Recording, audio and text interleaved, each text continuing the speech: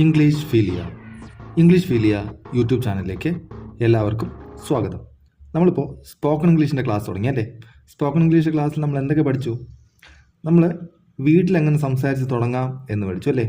വീട്ടിൽ തന്നെ സംസാരിക്കുന്നതല്ലേ ഈസി, കുറച്ചുകൂടി നമുക്കപ്പോൾ ഒരു എൻവയോൺമെൻറ്റ് കിട്ടും അല്ലേ? ഇംഗ്ലീഷ് സംസാരിക്കാൻ ഒരു എൻവയോൺമെൻറ്റ് കിട്ടിയാലല്ലേ നമുക്ക് ഇംഗ്ലീഷ് സംസാരിക്കാൻ പറ്റുള്ളൂ. അപ്പോൾ നമ്മൾ വീട്ടിൽ തന്നെ സംസാരിക്കുന്ന കാര്യങ്ങളാണ് പഠിച്ചത്. കഴിഞ്ഞ ക്ലാസ്സിൽ എന്താ പഠിച്ചത്? കഴിഞ്ഞ ക്ലാസ്സിൽ നമ്മൾ രാവിലെ എണീക്കുന്ന കാര്യങ്ങൾ, രാവിലത്തെ ദിനചര്യകൾ എന്താണെന്ന് നോക്കി അല്ലേ? ഇന്നത്തെ ടോപ്പിക്ക് നമ്മൾ സ്കൂളിലേക്ക് പോകുന്നവരായിട്ട് നമ്മൾ നിർത്തി. അപ്പോൾ ഇനി on the way to school നമ്മൾ എന്തൊക്കെ സംസാരിക്കും എന്നുള്ള കാര്യങ്ങളാണ് ഇന്ന് നമ്മൾ നോക്കാൻ പോകുന്നത്.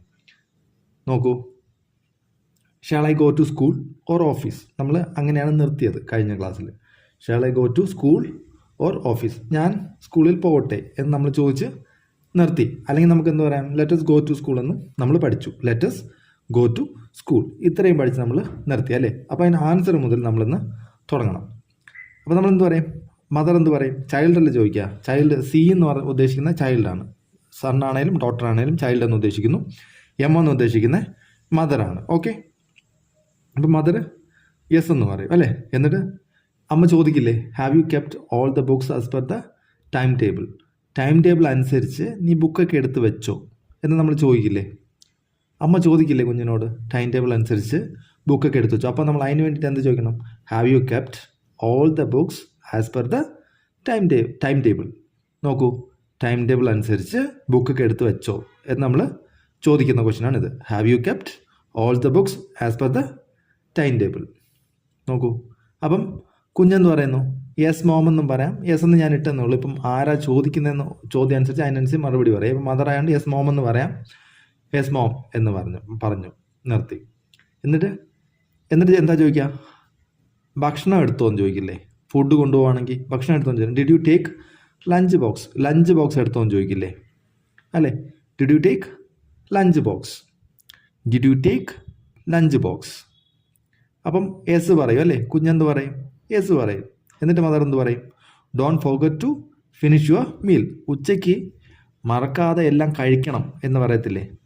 മറക്കാതെ തന്നെ എല്ലാം കഴിക്കണം, എല്ലാ ആഹാരം, കൊണ്ടുപോകുന്ന ആഹാരം അത്രയും കഴിക്കണമെന്ന് പറയത്തില്ലേ? അതിനെന്ത് പറയണം? Don't forget to finish your meal. അപ്പം മറുപടി എന്തായിരിക്കും? ചൈൽഡ് യെസ് എന്നേ പറയുള്ളൂ അല്ലേ? യെസ്. പിന്നെ എന്നിട്ടെന്താ? വെള്ളം കറക്റ്റ് സമയത്തിന് കുടിക്കണം എന്ന് പറയത്തില്ലേ? അതിനാണ് ഡ്രിങ്ക് വാട്ടർ ടൈംലി. സമയത്തിന് വെള്ളം കുടിക്കണേ എന്ന് നമ്മൾ പറയത്തില്ലേ? സമയത്തിന് വെള്ളം കുടിക്കണേ, അതാണ് ഡ്രിങ്ക് വാട്ടർ ടൈംലി. നോക്കൂ, okay mom. Answer okay mom എന്ന് പറഞ്ഞു ചൈൽഡ്. ഇനി go fast or move fast? ഇപ്പം നമ്മൾ ലെറ്റസ് ഗോ എന്ന് പറഞ്ഞിട്ട് പോവുമല്ലേ? ഷാൽ വി ഗോ, നമ്മൾ സ്കൂളിൽ പോട്ടെ എന്നാണ്. നമ്മൾ ഇന്ന് പഠിച്ച shall I go to school എന്നാണ്. അപ്പോൾ പോണ സമയത്ത് നമ്മൾ പതിയെ പോവുകയാണെങ്കിൽ എന്താ? അപ്പോൾ അമ്മ എന്ത് പറയും? ഗോ ഫാസ്റ്റ് എന്ന് പറയും, അല്ലെങ്കിൽ മൂവ് ഫാസ്റ്റ് എന്ന് പറയും. പെട്ടെന്ന് പൊക്കോ എന്ന് പറയത്തില്ലേ? പെട്ടെന്ന് പൊക്കോ എന്ന് പറയുമ്പോൾ നമ്മൾ അതിനെന്താ പറയുന്നത്? ഗോ ഫാസ്റ്റ് അല്ലെങ്കിൽ മൂവ് ഫാസ്റ്റ് എന്ന് പറയാം. Bus will reach soon or shortly? എന്താ? പെട്ടെന്ന് തന്നെ ബസ് വരും, പെട്ടെന്ന് പൊക്കോ. അല്ലെങ്കിൽ ഇപ്പം തന്നെ ബസ് വരും, ഉടനെ തന്നെ ബസ് വരും, അതുകൊണ്ട് പെട്ടെന്ന് പൊക്കോ എന്ന് പറയാൻ വേണ്ടിയിട്ട് go fast, bus will reach soon, അല്ലെങ്കിൽ ബസ് വിൽ റീച്ച് ഷോർട്ട്ലി. എന്താ പറയണ്ടേ? ബസ് വിൽ റീച്ച് സൂൺ അല്ലെങ്കിൽ ബസ് വിൽ റീച്ച് ഷോർട്ട്ലി എന്ന് പറയണം. മനസ്സിലായോ? അപ്പം അല്ലെങ്കിൽ എന്ത് പറയണം? നമ്മൾ ഫാസ്റ്റായിട്ട് ഓടിപ്പോവാണെങ്കിൽ എന്ത് പറയും? ഗോ സ്ലോലി എന്ന് പറയും അല്ലേ? പതുക്കെ പോയാൽ മതി. ഗോ സ്ലോലി, ഓടണ്ട, പതുക്കെ പോയാൽ മതി എന്നുള്ള അർത്ഥമാണ് go slowly. There is time to reach the bus. നമുക്ക് ബസ് വരാൻ ഇനിയും ബസ് വരാൻ സമയമുണ്ട്, അതുകൊണ്ട് പതുക്കെ പോയാൽ മതി. Go slowly, there is time to reach the bus. അപ്പം യെസ് മോം എന്ന് പറഞ്ഞിട്ട് സ്ലോ ആക്കും അല്ലേ? എന്നിട്ട് നമ്മൾ എന്താ പറയുക? എന്നിട്ട് നമ്മൾ അവിടെ എത്തി നിൽക്കുമ്പോൾ അമ്മ ഉപദേശിക്കത്തില്ലേ കുറച്ച് കാര്യങ്ങൾ? എന്തൊക്കെ പറയും? Don't quarrel with your friend. കൂട്ടുകാരുമായിട്ട് വഴക്ക് ഉണ്ടാക്കരുത്. Don't quarrel with your friends. കൂട്ടുകാരുമൊത്ത് വഴക്കുണ്ടാക്കരുത്. Don't quarrel with your front.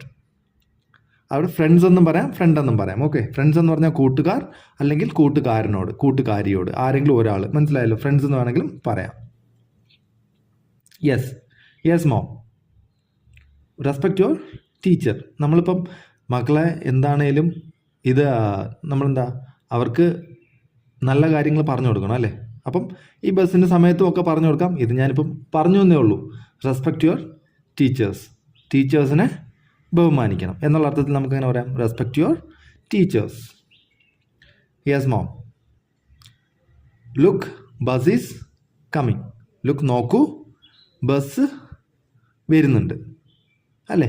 നോക്കൂ, ബസ് വരുന്നുണ്ട് എന്ന് പറയാൻ എന്താണ്? Look, bus is coming. Look, bus is coming. എന്നിട്ട് എന്താ പറയും? Carefully get in the bus. ബസ്സിൽ കയറാൻ എന്ത് പറയണം? ബസ്സിൽ കയറാൻ വേണ്ടിയിട്ട് ബസ്സിൽ നോക്കി സൂക്ഷിച്ച് കയറണേ എന്ന് നമ്മൾ പറയത്തില്ലേ?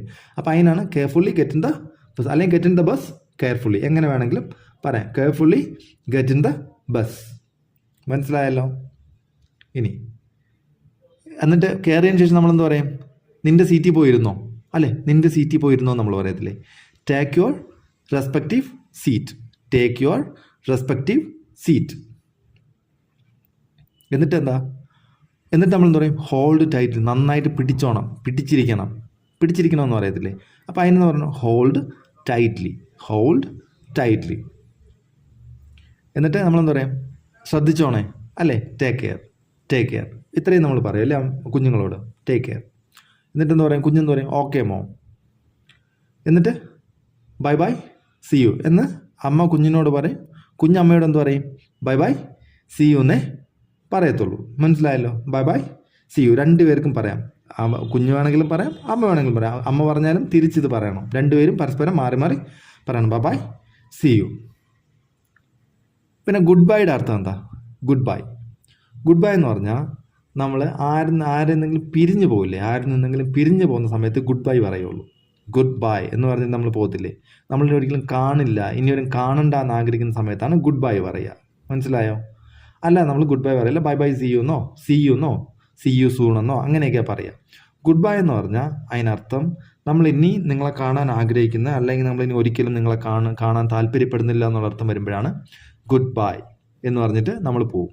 അതാണ് ഗുഡ് ബൈയുടെ അർത്ഥം. അപ്പോൾ ഗുഡ് ബൈ പറയരുത്. ബൈ ബൈ സി യു എന്നോ ബൈ ബൈ എന്നും പറയാം, സി യു എന്ന് പറയാം, സി യു സൂൺ എന്ന് പറയാം, ഇങ്ങനെ എന്തെങ്കിലും പറയാം. അപ്പോൾ ഇത്രയും കാര്യങ്ങൾ മനസ്സിലായെന്ന് ഞാൻ വിശ്വസിക്കുന്നു. ഞാൻ കഴിഞ്ഞ ക്ലാസ്സിലും പറഞ്ഞു, പ്രാക്ടീസ് റെഗുലർലി ആണ്. എന്നും പ്രാക്ടീസ് ചെയ്യണം.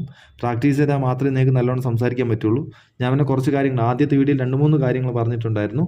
നിങ്ങൾ എന്നും വായിക്കണം, ഉറക്കെ വായിക്കണം, പിന്നെ ലിസൺ ചെയ്യണം. ലിസണിങ് വളരെ ഇമ്പോർട്ടൻ്റ് ആണ്, എന്നാൽ നമുക്ക് പ്രൊനൗൺസിയേഷൻ കിട്ടുള്ളൂ എന്നൊക്കെ പറഞ്ഞിട്ടുണ്ടായിരുന്നു.